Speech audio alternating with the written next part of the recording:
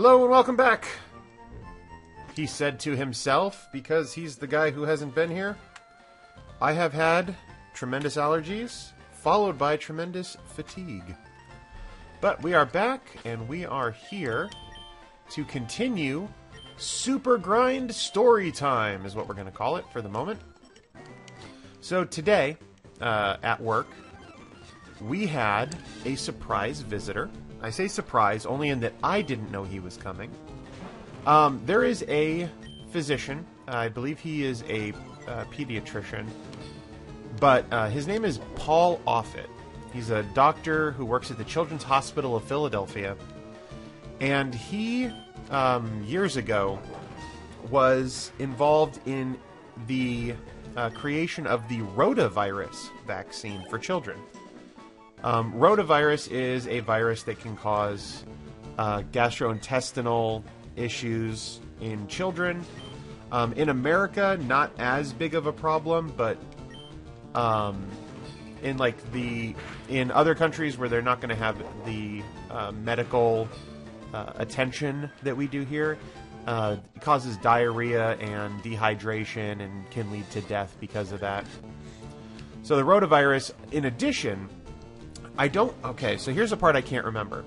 I know for sure that one of the potential side effects of the rotavirus vaccine, which is given orally, it's something that you drink, it can cause intussusception. And I really kind of wish I could show a picture. So if you go on to Google Images and search for intussusception, there is a picture of Leonardo DiCaprio from Inception. And it says intussusception. It's like a bowel within a bowel. So intussusception is a side effect that could occur with the vaccine, but I can't recall if it's an actual problem, an adverse event that can occur with the infection from rotavirus itself. So that's what I don't remember. I don't know if it's specific to the vaccine or if the virus itself can cause it.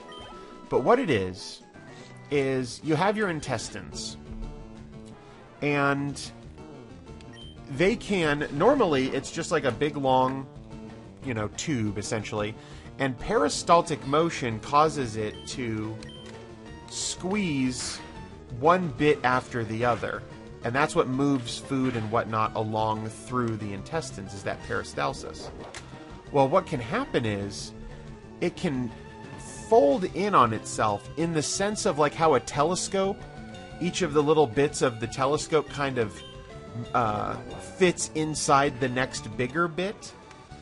So that kind of folding motion, where it all shrinks in together and you have multiple layers, that's intussusception. So that was a potential side effect of the vaccine. I don't remember if that's part of I think there's a risk of the one that Dr. Offit helped create, and there's another rotavirus vaccine. And I'm not sure which of them it applies to, if it's both of them. If it's something that the virus can do in and of itself, then it's probably, common to both of them. Another example of this, so let's get off of the intussusception bowel talk for just a moment. One of the things you might hear about getting an influenza vaccine, the flu shot, is that some people might get Guillain-Barré syndrome, which is this, if I remember correctly, it's an ascending paralysis. But Guillain-Barré is this paralysis that can occur with influenza vaccination. But, yay, nice. We're going to get lots of hit points. I'm sure 4 to 5 hit points is going to be very common here. Very good attack. I'm a little upset that there's no defense, just 1 point in defense. And of course, speed is always going to be quote-unquote garbage on Vanderhuge.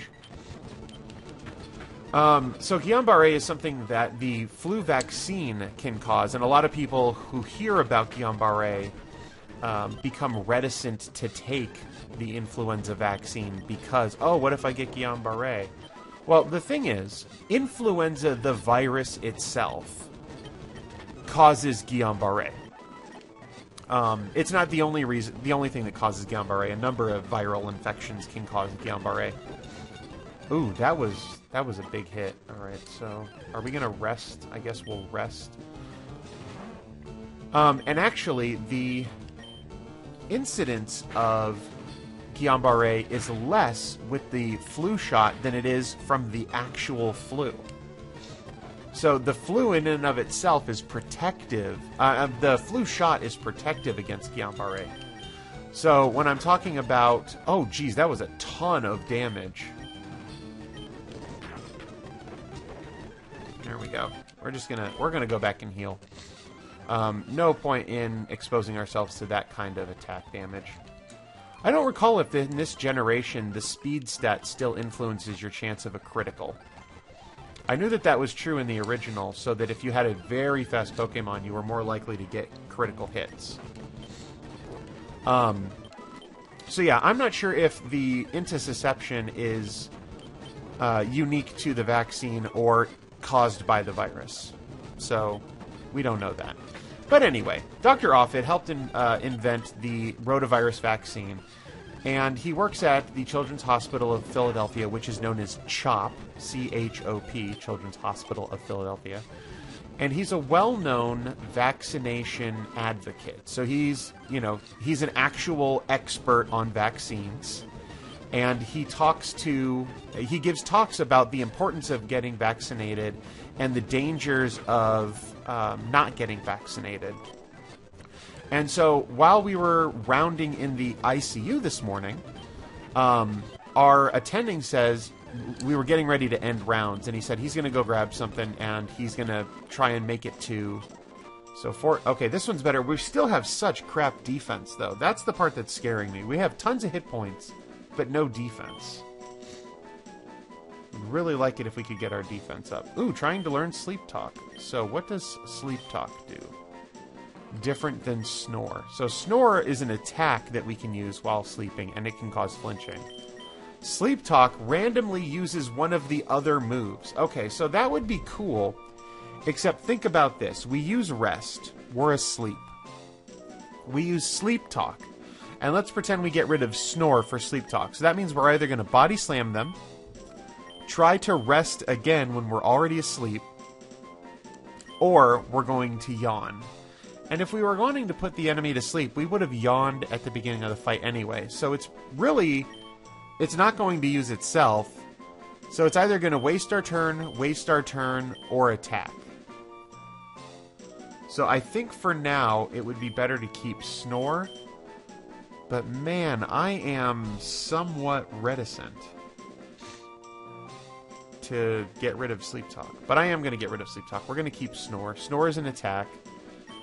And like we just said, Sleep Talk really is going to be a waste of a turn 2/3 of the time.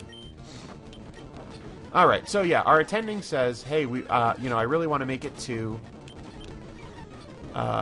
Grand Rounds today because they've got some guy who's going to talk about vaccines. And I said, by any chance, is it Paul Offit? And he says, yeah, it is. And I said, great, I love that guy.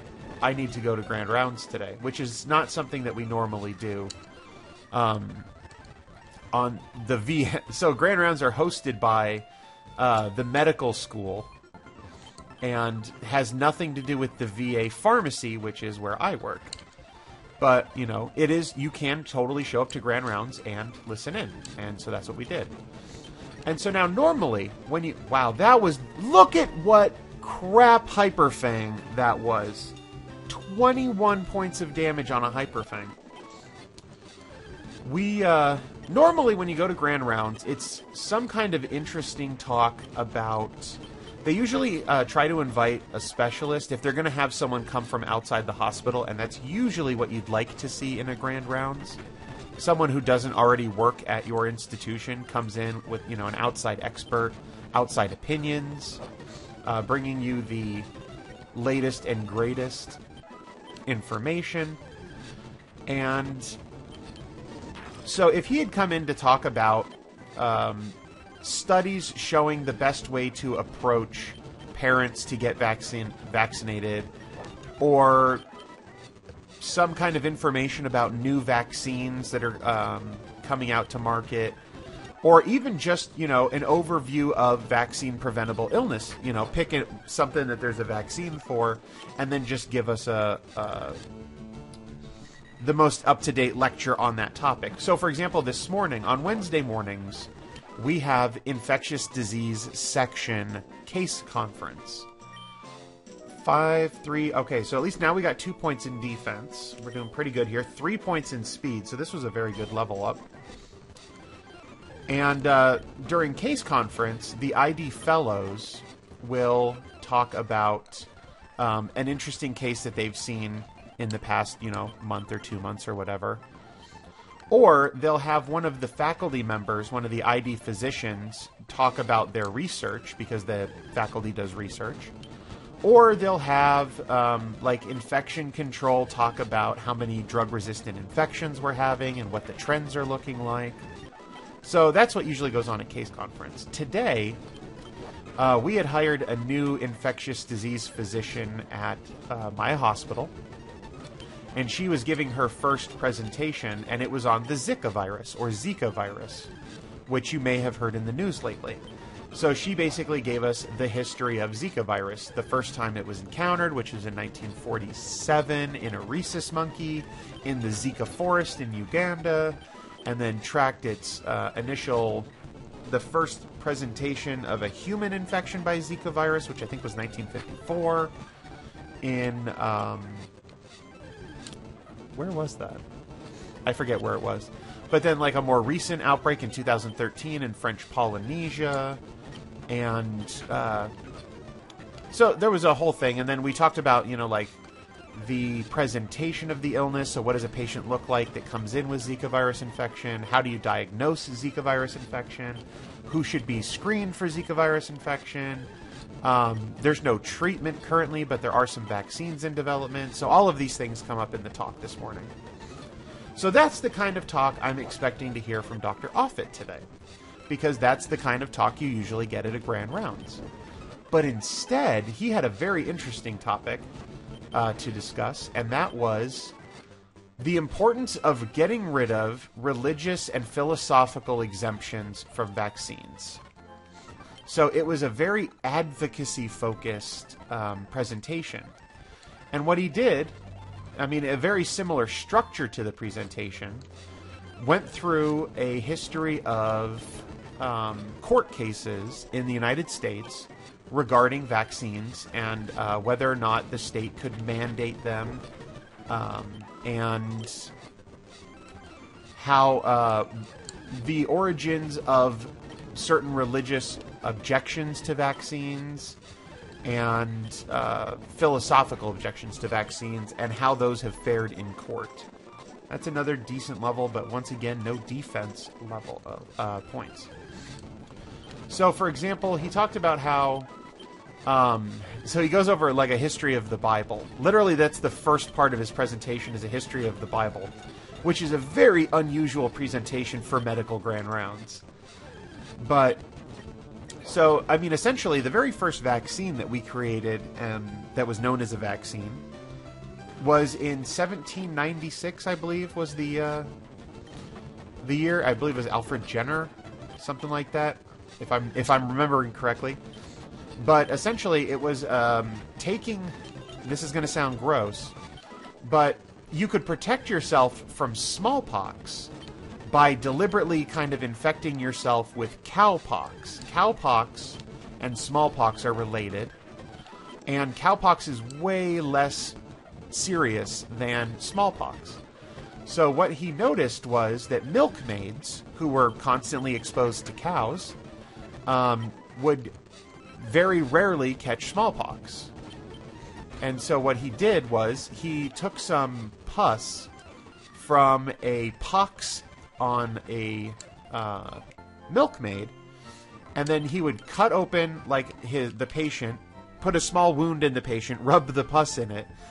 The patient would catch cowpox from that, and then they would be protected from smallpox. So kind of gross. And actually, in Spanish, I'm going to do it in Spanish because that's what I know.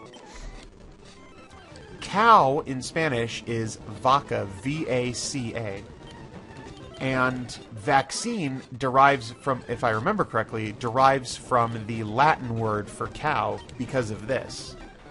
And the vaccinia virus, I think it's a vaccinia virus, similarly was named for cows and gave its name to vaccines.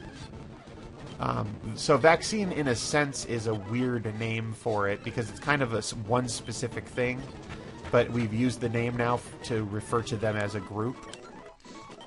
All right, that's a gooder one. I was going to say that's a gooder one. My brain is not working.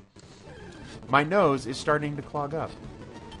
So, goes through a history of the Bible, basically makes the main point of this is, up until 1796, there was no such thing as a vaccine.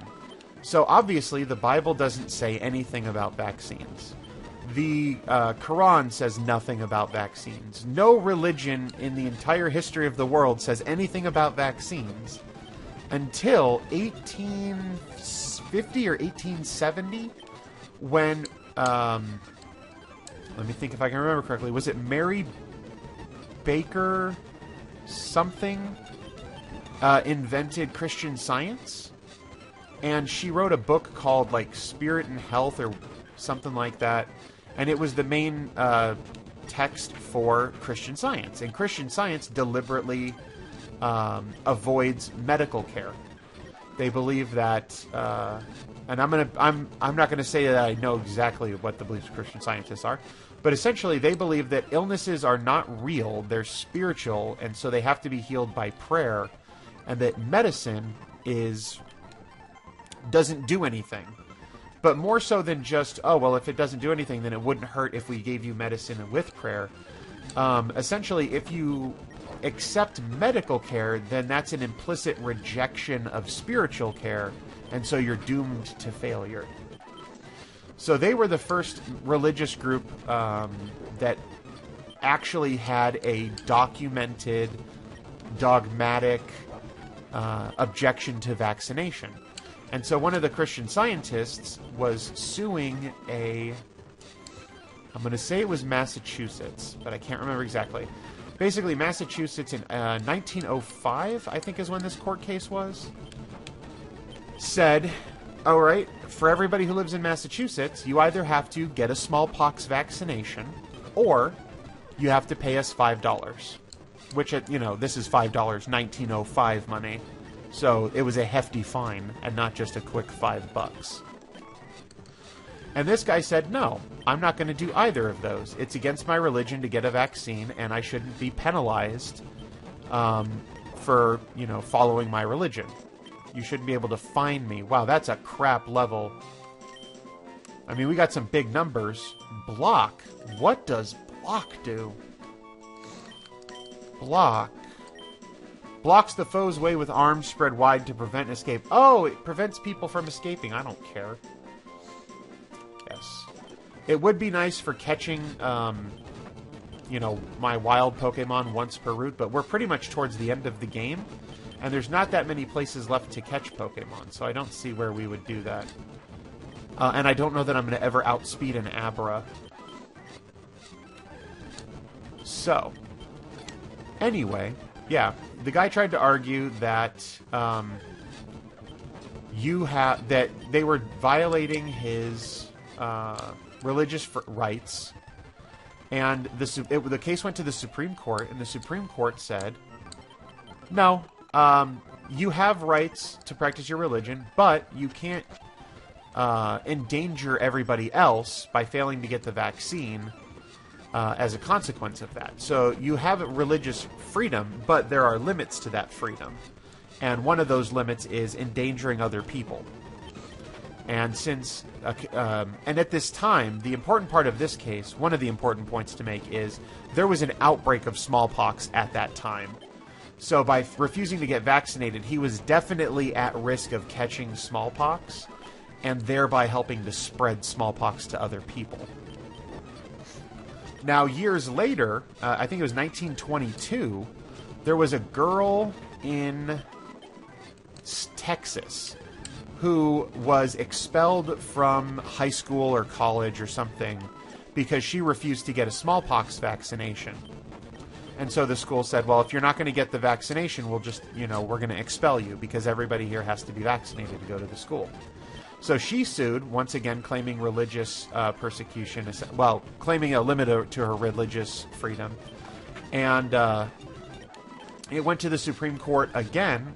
And the important part about this case is there was not a smallpox outbreak at this time. This was just the standard what we have today. If you want to go to school, you have to get your vaccines. And this was the court case where the Supreme Court said, yeah, guess what? Going to that school is essentially a privilege, not a right. And so if they want you to have to get a smallpox vaccine to get in there, and this was a state-run school, if I remember correctly, the state is totally within its right. Oh, that's the kind of level I'd like to see. That's a really nice level. The state is well within its rights to have you get a vaccination to do so. So no, it's not a violation of your rights. So just to make a long story short, he goes through a number of other court cases that especially establish. There's a very famous quote, and I'm not going to be able to quote it. I'll paraphrase it briefly. And it states that parents are free to make martyrs of themselves for their religious beliefs, but they are not free to make martyrs of their children.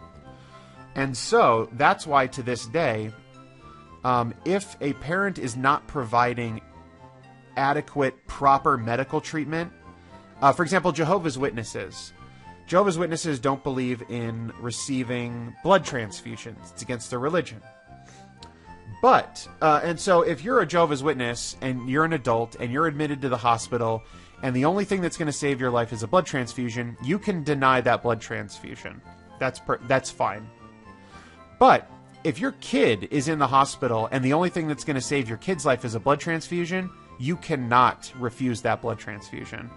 If you want to try to, you can try, but what's going to happen is the state then gets a court order stating that your child is now a ward of the state, and the state is now the decision maker for the child, and the state decides to give the child a blood transfusion. And that's coming from that Supreme Court case. If you are willing to suffer some kind of harm due to your religious beliefs, you can. But you can't have your child suffer harm as a consequence of your religious beliefs. In this case, medical harm. So there's more to this story, but for today, I think that's going to be enough. And that's essentially the first part of his presentation. Biblical history, court case history, and then the second part is a very famous outbreak of measles in Philadelphia in 1991. And so maybe next time I'll talk about that. Until next time, bye-bye.